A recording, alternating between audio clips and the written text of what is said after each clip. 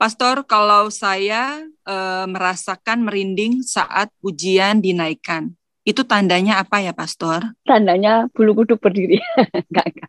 Kalau bulu kuduk berdiri berarti ada roh jahat. Tapi kalau merinding biasa itu ya roh Allah sedang bekerja, melawat di situ, hadirat Allah kuat gitu. Beda ya.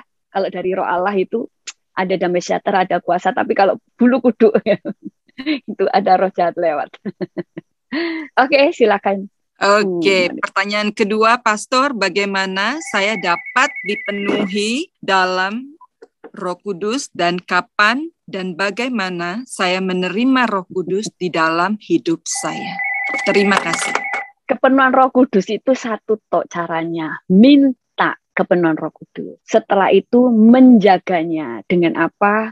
Menjaga apinya, dengan selalu berada di hadirat Tuhan, menjaganya dengan mendengarkan khotbah yang membangun, ya kan? Bukan yang menghibur, tapi membangun iman. Membangun itu ya ada penghiburan, ada teguran, ada pengajaran di situ supaya kita itu tetap hidup benar. Yang bisa memadamkan roh ada sih di khotbah saya semuanya ya tentang di api, kalau nggak salah yang di api ya, saya nggak tahu yang di mana, pokoknya ada yang Roh Kudus itu ada yang bisa memadamkan roh. Contohnya kepahitan itu memadamkan, kemarahan itu memadamkan.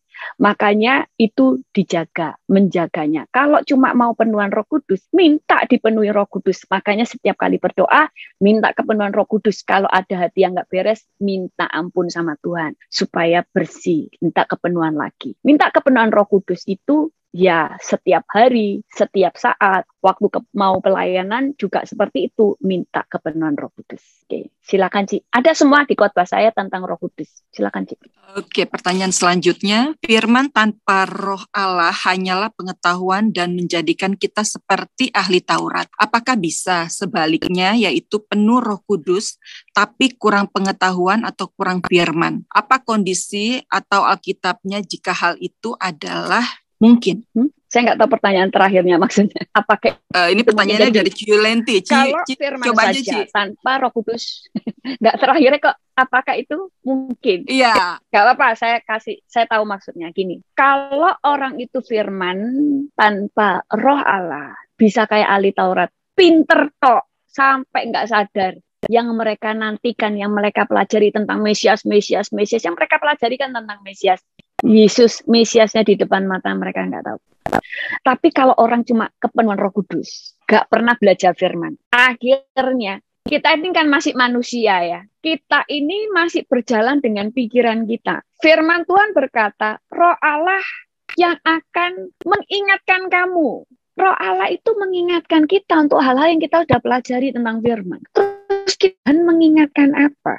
Terus kita itu akhirnya karena kita kepenuhan Roh Kudus, munculkan kepenuhan Roh Kudus, bahasa roh, langsung ngerasa wah bahasa roh itu berarti aku. Dulu ada orang ngajar begini, orang yang punya karunia nabi pasti aneh-aneh, ya kan? Kalau nggak aneh itu berarti bukan nabi. Nah itu kan sakar PDW karena nggak belajar firman. Katanya aneh-aneh, terus dia bilang gini, ya ada memang di Alkitab itu ada nabi itu masak makanan di atasnya kotoran dan sebagainya. Jadi kalau kita nggak aneh, itu berarti bukan nabi. Sakar PDW. Itu kan karena ada maksud Tuhan, propetik, bukan berarti nabi jadi harus aneh.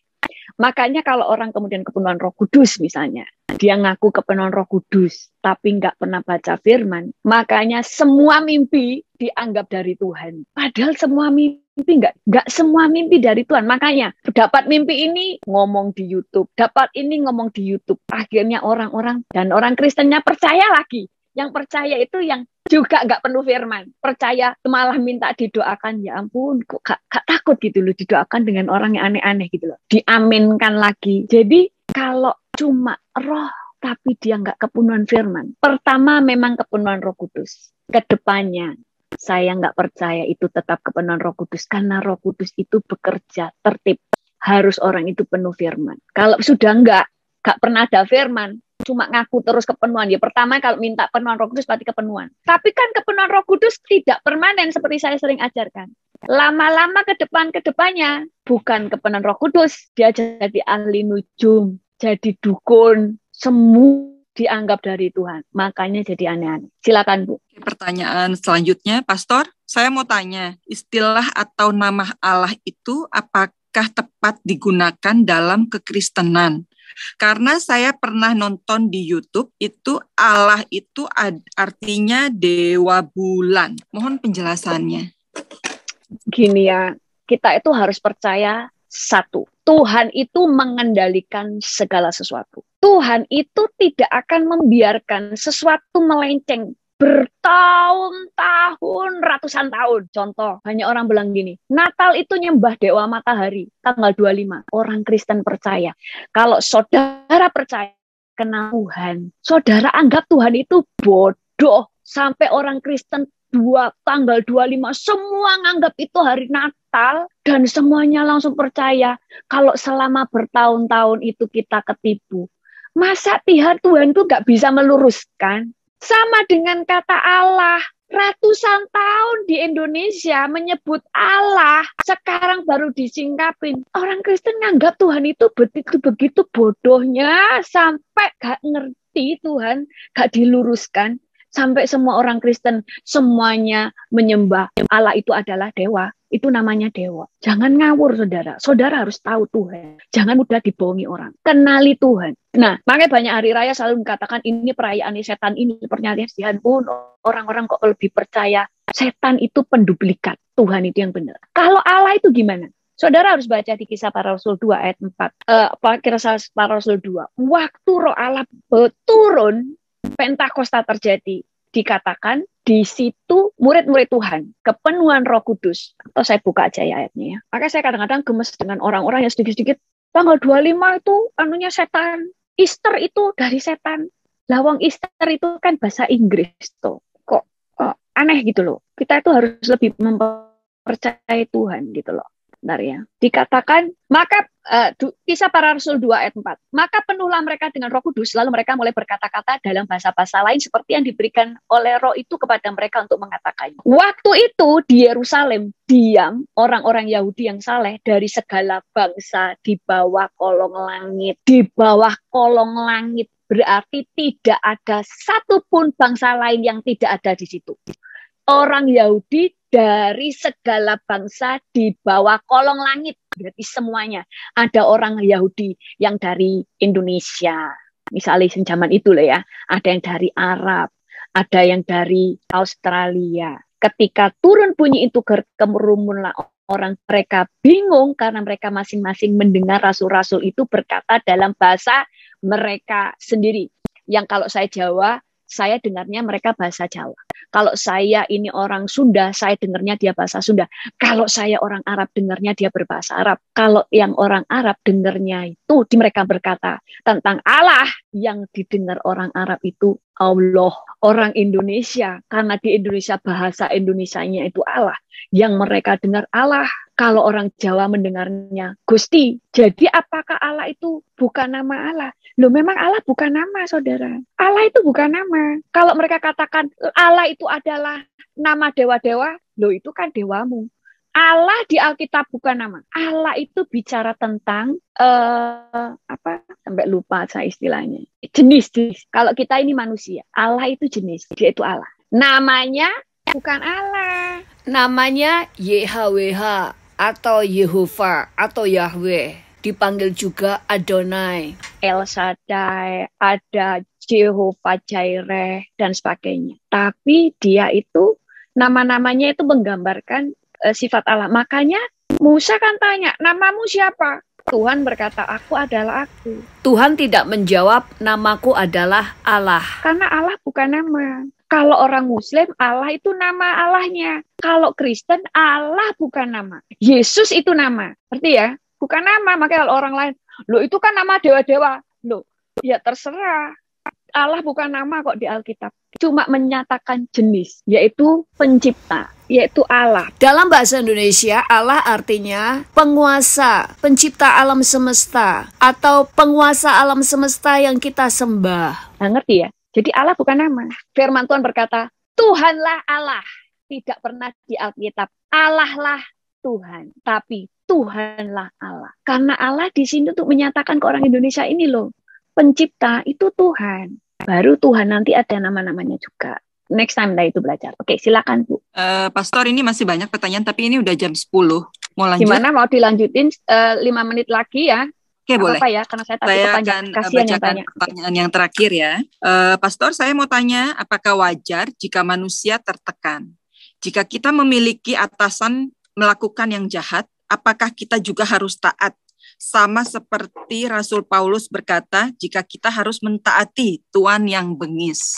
Gak ada di Alkitab mengatakan mentaati Tuhan yang bengis, tapi menghormati, tunduk. Sebentar ya, saya baca supaya nggak keliru ya. Bengis. Hai kamu hamba-hamba, tunduklah dengan penuh ketakutan dengan Tuhanmu, bukan saja kepada yang baik dan peramah, tetapi juga kepada yang bengis. Dikatakan tunduk, bukan taat. Beda tunduk dengan taat. Taat itu kepada Tuhan, tapi kepada pemimpin, tunduk itu hormat, tidak memberontak, tidak ngata-ngatai, tidak ngomongin di belakang, tetapi tetap kita itu nurut melakukan apa yang diperintahkan selama tidak bertentangan dengan firman. Kalau dengan Tuhan dikatakan taat, tapi dengan pemimpin tunduk. Tunduk artinya tetap hormat. Kalau toh kita nggak setuju, tetap nggak usah petentang-petentang. Oh, nggak setuju.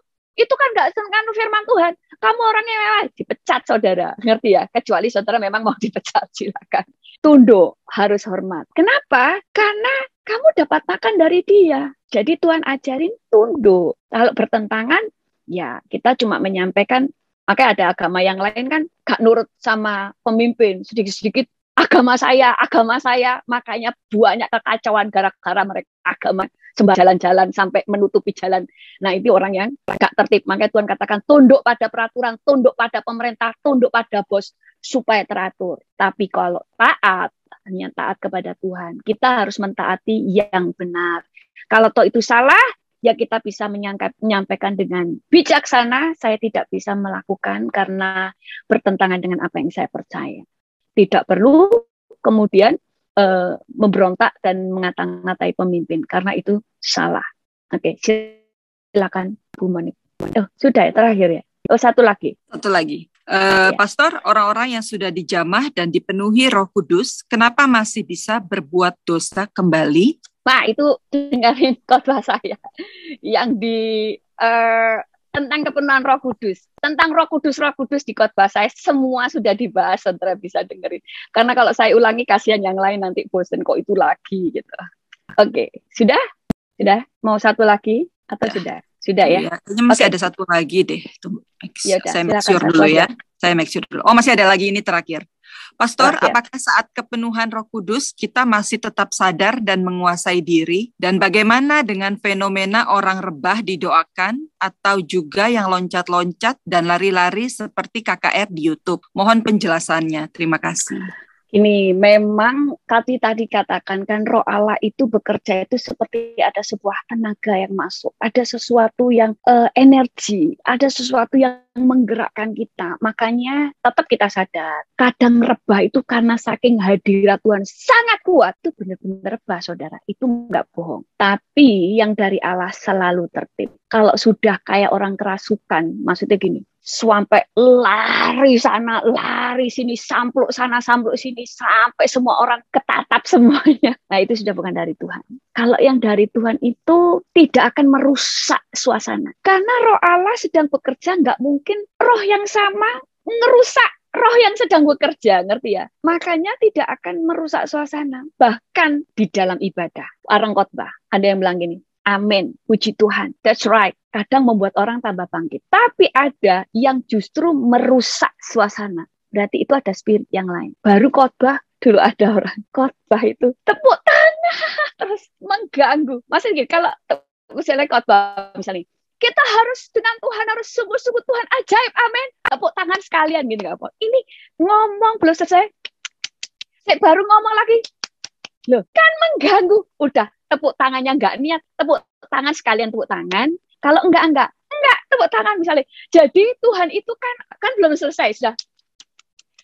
Ya gini tepuk tangannya, mengganggu. Nah, ini ada yang lain spiritnya. Kadang itu api asing, saudara. Api asing itu gini, saudara nggak tulus untuk memuliakan Tuhan, tapi saudara hanya ingin caper, cari perhatian. Caper itu sudah api asing, saudara. Saudara bisa mengaminkan karena tambah membara. Iya kan? Amin. Wah, dahsyat Tuhan, dahsyat. Yang lain lagu ini. Iya, amin. Kadang-kadang tambah ikut. Tapi ada yang kadang-kadang mengganggu, itu api asing. Karena tidak benar-benar mengaminkan apa yang ada. Tidak benar-benar, aduh, luar biasa ya Tuhan. Tapi caper. Kalau sudah caper, cari perhatian, itu ada api asing. Merusak suasana. Demikian juga dengan orang-orang yang lompat-lompat dengan tidak tertib, kadang-kadang itu bercampur dengan kedagingannya, emosinya, campur dengan cari perhatian, dan sebagainya. Nggak semuanya itu karena roh jahat, tetapi kadang karena, yaitu tadi, caper, cari perhatian. Makanya kita harus kudus. Kudus itu artinya gini, motivasi kita itu juga harus benar, bersih. Itu kudus. Oke? Amin? Oke, kita akan tutup, kita berdoa dulu ya.